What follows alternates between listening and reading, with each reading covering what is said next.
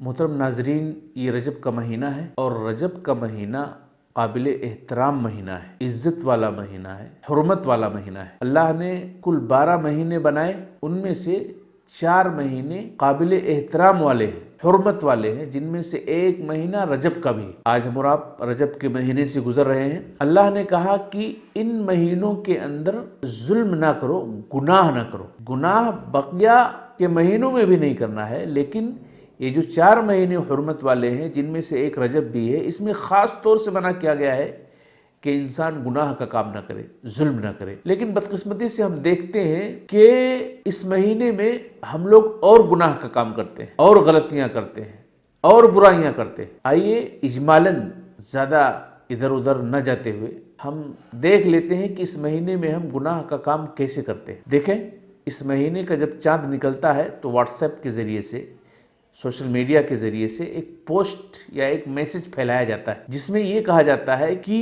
اس ماہ کے آنے کا جو بھی سب سے پہلے خبر دے گا، چاند طلوع ہونے کا، اس ماہ رجب مہینے کے آنے کا جو سب سے پہلے خبر دے گا کہ رجب کا مہینہ لگ گیا ہے، اس کے اوپر جہنم کی آگ حرام کر دی جاتی ہے۔ جھوٹ ہے، بالکل جھوٹ ہے۔ اللہ کے نبی علیہ السلام پر جھوٹ بولا جا رہا ہے، اور نبی پر جھوٹ بولنے کا گناہ کتنا بڑا ہے۔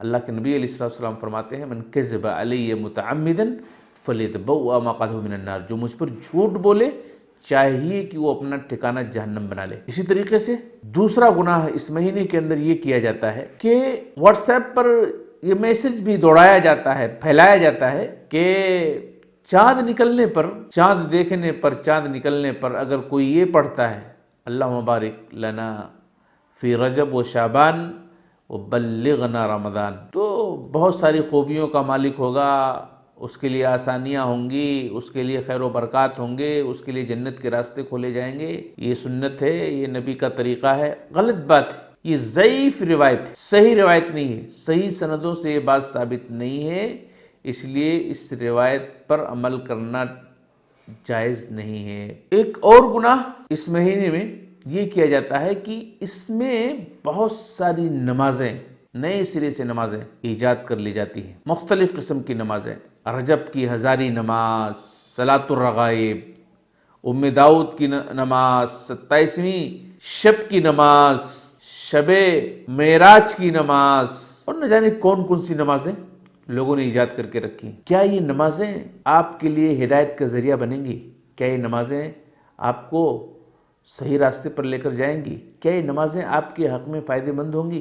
یہ نمازیں ہرگز فائدہ مند نہیں ہوں گی آپ کے لیے، کیونکہ یہ نمازیں بدعی نمازیں، رسول اللہ صلی اللہ علیہ وسلم سے، صحابہ سے، تابعین سے، سلف سے اس کا کوئی تعلق نہیں۔ یہ وہ نمازیں ہیں جسے آپ کے بڑوں نے ایجاد کر لیا ہے، جاہلوں نے ایجاد کر لیا ہے۔ ان نمازوں کی کوئی حقیقت نہیں اسلام کے اندر۔ محترم بھائیو، آپ اندازہ کیجئے، جو نمازیں صحیح سندوں سے ثابت ہیں، صحیح احادیث کے اندر جو نمازیں ثابت ہیں، آپ اس کو پڑھتے ہی نہیں، آپ اس کو پڑھنا ہی نہیں چاہتے، اور اس طرح کی نمازوں کے پیچھے بھاگتے ہیں۔ آپ بتائیے، کبھی آپ نے اشراق کی نماز پڑھی ہے؟ کبھی آپ نے چاشت کی نماز پڑھی ہے؟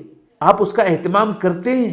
کیا روزانہ ان نمازوں کی پابندیاں کرتے ہیں؟ کیا روزانہ آپ اٹھ کر کے رات میں تہجد کی نمازیں پڑھتے ہیں؟ یہ سب ایسی نمازیں ہیں کہ جس پر دنیا کے سارے انسانوں کا، سارے مسلمانوں کا اتفاق ہے۔ ایک بھی مسلمان، جاہل سے جاہل مسلمان، کم پڑھا لکھا مسلمان یہ نہیں کہے گا کہ یہ سب نمازیں اسلام میں مشروع نہیں ہیں، ثابت نہیں ہیں، بلکہ ہر کوئی آدمی بولے گا کہ یہ نمازیں ثابت ہیں۔ آپ اس کے پڑھنے کے بارے میں تو فکر نہیں کرتے ہیں، آپ ان نمازوں کو پڑھنے کا اہتمام تو نہیں کرتے ہیں۔ ایسی نمازوں کا اہتمام کرتے ہیں جو شریعت سے ثابت ہی نہیں ہے۔ ایسی نمازوں پر آپ کو اجر و ثواب نہیں بلکہ گناہ ملے گا، اللہ کی قسم ہے، کیونکہ جو طریقہ نبی کا نہیں ہے، وہ طریقہ اگر آپ اختیار کریں گے تو کیا ہوگا؟ کل محدثۃ بدعہ، ہر بدعت گمراہی ہے، اور ہر گمراہی جہنم کی طرف لے جانے والی۔ اللہ کے نبی نے کیا کہا؟ من عمل عملا لیس فیہ امرنا فہو رد، جس نے کوئی ایسا عمل کیا جس کو میں نے کہا نہیں، جس پر میری طرف سے کوئی دلیل نہیں ہے، جس پر میرا حکم نہیں ہے، تو ایسا عمل بھی مردود ہے، کرنے والا بھی مردود ہے۔ تو یہ نمازیں بھی ایجاد کر لی جاتی ہیں۔ اسی طریقے سے اس مہینے کے اندر روزوں کا اہتمام کیا جاتا ہے، مخصوص قسم کے روزے رکھے جاتے ہیں، اور نہ جانے کیا کیا فضیلتیں بیان کیے جاتے ہیں۔ کئی ایک جگہوں پر اس طرح سے بات ملتی ہے کہ ایک دن کا روزہ اگر اس مہینے میں رکھیں گے تو 1 مہینے کا ثواب ملے گا۔ اس مہینے کے 1 دن کا روزہ دوسرے مہینوں کے 1 مہینے کا ثواب ملے گا۔ اس مہینے میں اگر 1 دن کا روزہ آپ رکھتے ہیں تو 1 مہینے کے روزہ رکھنے کا ثواب ملے گا۔ ظاہر بات ہے اس طرح کی کوئی تعلیم نبی صلی اللہ علیہ وسلم نے نہیں دی ہے۔ لکھی روزے، ہزاری روزے اور نہ جانے کون کون سے روزے اس مہینے کے اندر لوگوں نے ایجاد کیے ہیں۔ کوئی روزہ اس مہینے کے اندر ثابت نہیں ہے۔ ہاں، پیر اور جمعرات کا روزہ رکھیے، 13، 14، 15 کا روزہ رکھیے، یہ ہر مہینے میں رکھنا ہے، اس مہینے میں بھی آپ کو رکھنا ہے۔ لیکن اپنے طرف سے ہزاری روزے، لاکھی روزے اور نہ جانے کون کون سے روزے ایجاد کرنا اور پھر اس کی فضیلت بیان کرنا ایک گمراہی کا راستہ ہے، لوگوں کو ضلالت و گمراہی میں ڈالنے کا وسیلہ ہے، بچیں آپ۔ اسی طریقے سے اس مہینے میں لوگ کثرت سے عمرہ کرنے کا ارادہ رکھتے ہیں، عمرہ کرنے کا اہتمام کرتے ہیں، حالانکہ اللہ کے نبی علیہ السلام نے اس مہینے میں کبھی عمرہ ہی نہیں کیا ہے۔ اگر اس مہینے میں عمرہ کرنے کی فضیلت ہوتی تو آپ بھی کرتے، لیکن آپ نے کبھی اس مہینے میں عمرہ نہیں کیا ہے۔ اسی طریقے سے اس مہینے کے اندر یعنی رجب کے مہینے کے اندر جو چل رہا ہے، 27ویں تاریخ کو شب معراج کا جشن مناتے ہیں۔ شب معراج کی کوئی تاریخ حتمی طور پر معلوم ہی نہیں ہے کہ شب معراج کب ہوئی ہے۔ آپ نے اپنی طرف سے ایک تاریخ کو فکس کر لیا اور پھر جشن منانے لگے۔ اگر اس کی تاریخ معلوم بھی ہوتی تو کیا جشن منانے کا کوئی ثبوت ہے؟ آپ علیہ السلام تمہارے حساب سے مان لیتے ہیں شب معراج اگر 27ویں تاریخ کو ہوئی ہے، اور آپ سب کو معلوم ہے کہ ہجرت سے 1 سال قبل یا آگے پیچھے تھوڑا اسی میں نماز فرض ہوئی ہے جب اللہ کے نبی علیہ السلام معراج پہ گئے تھے، یعنی جب آپ مکہ میں تھے، ہجرت کے 1 سال باقی تھے، تبھی جو ہے نمازیں فرض ہوئی۔ یعنی یہ معراج کے واقعے کے بعد آپ علیہ السلام 10-11 سال تک زندہ رہے، کبھی آپ نے جشن منایا؟ صحابہ نے منایا، ان کے بعد کے لوگوں نے منایا، کسی نے نہیں منایا۔ یہ سب غلط ہے، گناہ کے کام ہیں، یہ سب آپ کی نگاہ میں بھلے ہی ٹھیک ہوں، لیکن جو کام شریعت کے مطابق نہیں ہے، رسول کی سنت کے مطابق نہیں ہے، وہ کام باطل اور مردود ہے، کرنے والا بھی مردود ہے۔ اسی طریقے سے ایک اور بدعت بڑے دھڑلے کے ساتھ کی جا رہی ہے، گناہ کا کام۔ جعفر صادق کے نام سے کونڈے بھرے جاتے ہیں، رجب کے کونڈے بہت مشہور ہیں، اور یہ کہا جاتا ہے کہ جعفر صادق نے کسی سے کہا تھا کہ آپ میرے لیے کونڈے بھرنا اور میرے وسیلے سے دعا مانگنا، آپ کی ہر مرادیں پوری ہوں گی۔ غلط ہے، جعفر صادق نے ایسا کبھی نہیں کہا، یہ غلط ان کی طرف منسوب کی گئی ہے یہ ساری باتیں، بلکہ یہ شیعوں کا عقیدہ ہے، شیعہ ایسے کرتے ہیں۔ اور کیوں کرتے ہیں معلوم ہے؟ امیر معاویہ سے ان کی دشمنی ہے، اور امیر معاویہ رضی اللہ تعالیٰ عنہ کی وفات اسی تاریخ کو ہوئی تھی، 22 رجب کو تقریباً 22 رجب کو امیر معاویہ کی وفات ہوئی تھی۔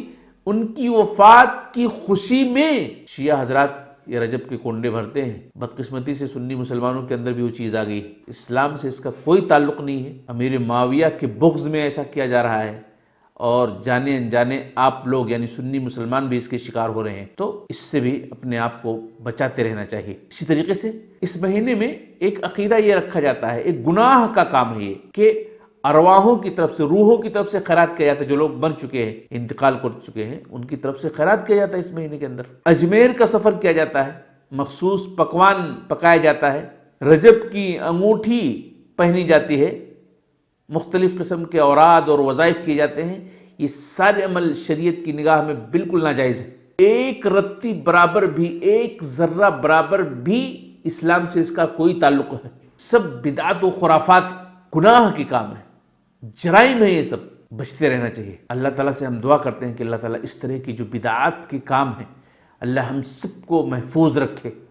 بہت بڑا نقصان ہے میرے بھائیوں، کتنا بڑا نقصان ہے پتہ ہے آپ کو؟ یہ سب کام ہم کرتے ہیں کہ یہ ہمارے لیے اجر کا ذریعہ بنیں گی، نیکیوں کا ذریعہ بنیں گی، نیکیوں کا ذریعہ نہیں بنیں گی یہ ساری چیزیں، یہ سارے اعمال ہمارے لیے خسارے کا ذریعہ بنیں گے، نقصان کا ذریعہ بنیں گے۔ آپ دیکھیں اللہ نے سورہ غاشیہ کے اندر کیا فرمایا، اللہ تعالیٰ کا حدیث الغاشیہ، وجوہ یومئذ خاشیہ عاملۃ ناصبہ تصلی نارا حامیہ، کام کر کر کے تھک چکے ہوں گے دنیا کے اندر، اجر سمجھ کر کے، نیکیاں سمجھ کر کے، بہت سارے لوگوں نے بہت سارے کام کیے ہوں گے، لیکن وہ جہنم کی نظر کر دیے جائیں گے، جہنم میں جھونک دیے جائیں گے۔ کیوں؟ اس لیے کہ ان کے جو کام تھے نا دنیا کے اندر، وہ شریعت کے مطابق نہیں تھے، بہتر سمجھ کر کے کرتے تھے لیکن شریعت کے مطابق وہ کام نہیں تھے۔ سورہ کہف کے اندر دیکھیے آخری آیتوں میں اللہ نے کیا کہا ہے کہ لوگ اعمال صالحہ اس نیت سے کر رہے ہوں گے کہ یہ ہمارے لیے فائدہ مند رہے گا، لیکن یہ ان کی بھول ہوگی، سب بیکار ہو جائیں گی نیکیاں، ان کے اعمال صالحہ سب بیکار ہو جائیں گے۔ کیوں؟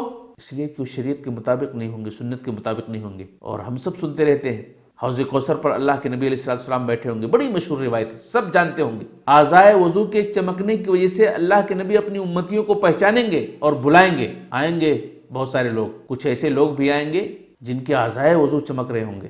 ظاہر بات ہے وہ دنیا کے اندر نمازیں پڑھتے تھے تبھی تو چمک رہے ہوں گے، لیکن فرشتے آ کر کے نبی کو بتائیں گے کہ یہ بدعتی لوگ ہیں، آپ کے دنیا سے آ جانے کے بعد انہوں نے آپ کے نام پر شریعت میں بہت ساری چیزیں نئی بنا لی تھی، بہت ساری چیزیں نئی پیدا کر لی تھی، بدعتوں کو فروغ دیا تھا، بدعتیں انجام دی تھی، بہت سارے ایسے کام جو آپ نے نہیں کہے تھے، جو آپ نے نہیں کیے تھے، یہ نیکیاں سمجھ کر کے کر رہے تھے۔ یعنی دین کے اندر بدعتوں کو انہوں نے رواج دیا تھا۔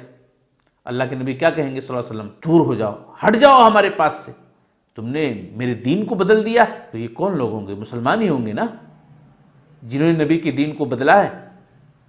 دنیا کے اندر یہ کون ہوں گے؟ نان مسلم تو نہیں، مسلمان ہوں گے۔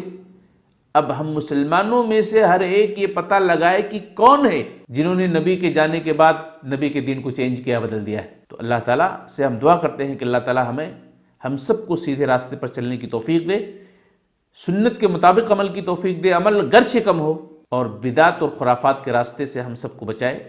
آمین یا رب العالمین۔ السلام علیکم۔